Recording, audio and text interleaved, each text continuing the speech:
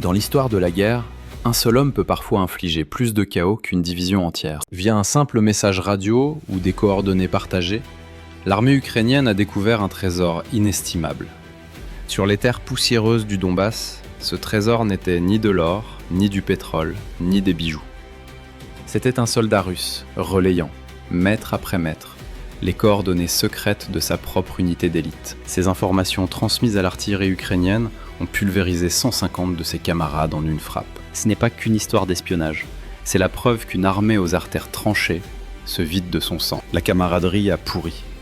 Dans les tranchées, la tragédie atteint désormais une échelle absolument massive. Des unités russes suréquipées ont choisi de s'agenouiller et de se rendre face à un prisonnier ukrainien blessé. Pendant ce temps, le commandement russe sombre dans la folie et tire dans le dos de ses propres soldats. Il tente de stopper les redditions massives. Au 31 mars 2026, 236 assauts furent repoussés. Sur le front de l'Est, comme au cœur de la Russie, un chaos total et une panique s'installent. C'est l'effet des frappes stratégiques ukrainiennes. Le plan du général Syrski pour 2026 est limpide. Reconquérir systématiquement chaque territoire occupé. Analysons aujourd'hui cette sombre équation de la trahison pure. Une équation qui livre ses propres troupes aux drones et à cette immense vague de terreur. Cette panique ronge la Russie de l'intérieur. Commençons. Briser une machine de guerre de l'extérieur est complexe.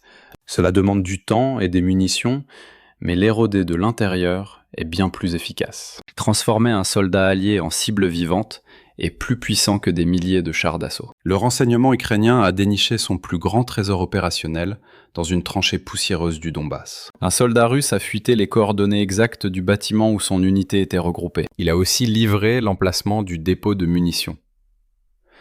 Cette frappe chirurgicale a provoqué un carnage. Environ 150 soldats russes ont été vaporisés dans une seule et unique explosion monumentale. Interpréter cela comme une simple trahison serait une erreur stratégique majeure. Un détail ici s'avère aussi ironique que profondément troublant pour l'état-major. Les soldats russes détestent tant leur commandant qu'ils voient l'artillerie ukrainienne comme une libératrice. Pourquoi envoyer ses frères d'armes à la mort ? Parce que cette armée n'est plus une unité. C'est une masse d'hommes forcés, sans confiance, traités comme de simples numéros jetables au combat. Ils ne sont que du carburant pour les assauts de chair. Ce sabotage interne marque l'ultime décomposition. C'est l'effondrement moral total des forces russes. Plus personne ne couvre les arrières de personne. Chacun observe l'autre avec suspicion, craignant que son voisin ne soit en train de vendre sa position. Cette paranoïa transforme chaque soldat dans les tranchées ennemies en un potentiel cheval de Troie. Imaginez, 150 hommes dans un bâtiment et l'un d'eux utilise discrètement son téléphone. Il murmure à une batterie d'artillerie ukrainienne.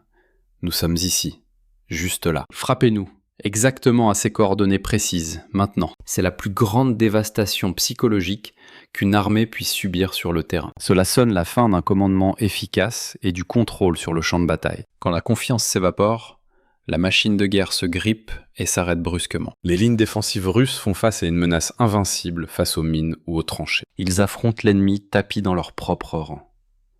Cette gangrène se propage plus vite que l'offensive. Chaque transmission radio et chaque appel devient une source de terreur pour le haut commandement russe. Ils savent que leurs positions sont compromises et que la loyauté de leurs hommes a disparu. Ce basculement radical redéfinit totalement l'état actuel de ce conflit sanglant. La stratégie est désormais réécrite par ceux-là même qu'on a forcé à combattre. Une seule coordonnée partagée au bon moment a scellé le destin de 150 hommes. Cela a également brisé l'élan de tout un secteur stratégique du front. La guerre entre dans une phase nouvelle et bien plus mortelle pour les forces d'occupation. On peut esquiver une balle, mais pas la trahison du camarade qui dort à vos côtés. C'est la première leçon gravée dans l'esprit des cadets en académie militaire. Armes, munitions et force brute, voilà les piliers de la domination absolue. Pourtant, la réalité du 31 mars vient de briser ce dogme millénaire. Le moral russe a sombré si bas qu'une escouade pourtant lourdement équipée s'est agenouillée devant un prisonnier ukrainien seul, blessé et désarmé.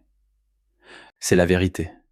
Ils ont capitulé, écrasés par la seule volonté de leur captif. Un tel scénario dépasserait l'imagination des plus grands films de guerre. Les soldats russes ne détestent plus l'adversaire, mais cette guerre absurde. Son but, son non-sens, Malgré le fer qu'ils tiennent encore en main, se rendre à un blessé devient leur unique ticket de sortie vers la vie. Pour l'Ukraine, ces prisonniers vivants sont un trésor de guerre inestimable, car chaque reddition est un nouveau clou dans le cercueil du mensonge. La propagande du Kremlin vacille.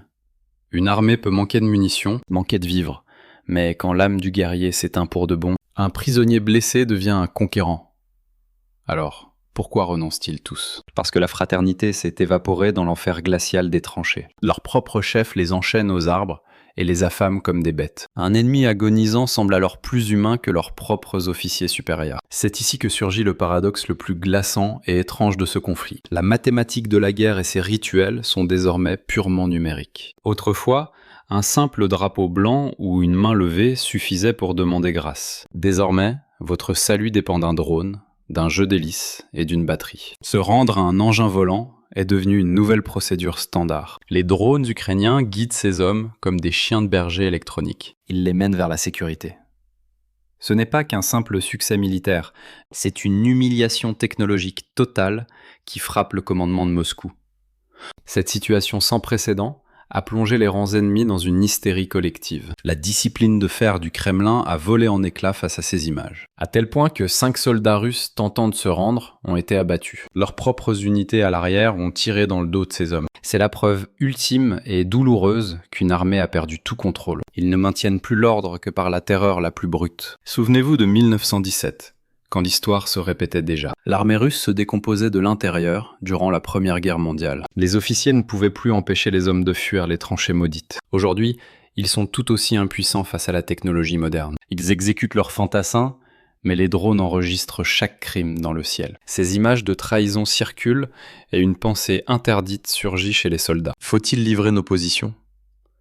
La survie devient alors l'unique instinct de loyauté. Quel est l'impact de cet effondrement moral sur le champ de bataille ? Les données des 29 et 30 mars sont absolument sans appel. L'Ukraine mène une opération de dévoration totale sur tout le front Est. En un seul cycle de 24 heures, l'incroyable s'est produit. 236 assauts russes ont été balayés. Vous avez bien entendu. L'armée russe a jeté vague après vague ses soldats vers une mort certaine, sur 236 points de rupture. Mais leur seul butin fut une montagne de gravats et de nouveaux prisonniers pour le trésor de guerre ukrainien. Brisant enfin le silence, le chef d'état-major Syrski a dévoilé les objectifs légendaires de l'an 2026. Sa stratégie ne repose plus sur une simple défense passive, mais sur la libération systématique et implacable de chaque centimètre de territoire occupé. Syrski martèle que son armée a muté en une force flexible, porté par une technologie de pointe dévastatrice. Grâce à ses frappes asymétriques, il compte briser la masse pesante de l'ogre russe. Déjà, la reconquête stratégique vers Alexandria marque un tournant héroïque dans cette épopée. Ce ne sont que les premiers pas victorieux de ce grand plan de libération nationale. Côté russe, le vent a tourné et une onde de panique absolue s'est emparée des rangs. Le front vacille, et désormais, le cœur de la Russie tremble sous la portée des frappes ukrainiennes. Les rapports du renseignement militaire dessinent le portrait d'un basculement irrémédiable. Le commandement russe semble désormais incapable de concevoir la moindre tactique de victoire. Il ne cherche plus qu'à retarder l'effondrement total face aux assauts surprises de l'Ukraine. Dans cette armée rongée par la trahison, des unités de bagnards ont pris le funeste relais. La doctrine 2026 de Syrski prend alors une dimension bien plus mortelle. Le coût humain de ces 236 assauts repoussés dépasse l'entendement. Les 29 et 30 mars resteront gravés comme l'un des chapitres les plus sombres de l'histoire militaire. Moscou s'obstine à opposer le nombre aux drones et munitions intelligentes de l'Ukraine. Mais sur ce champ de bataille numérique, cette tactique devient un véritable suicide logistique. Envoyer une brigade au combat demande bien plus que de simples fusils et des munitions. Derrière chaque homme, il faut une chaîne vitale, de carburant, de vivres et d'évacuation.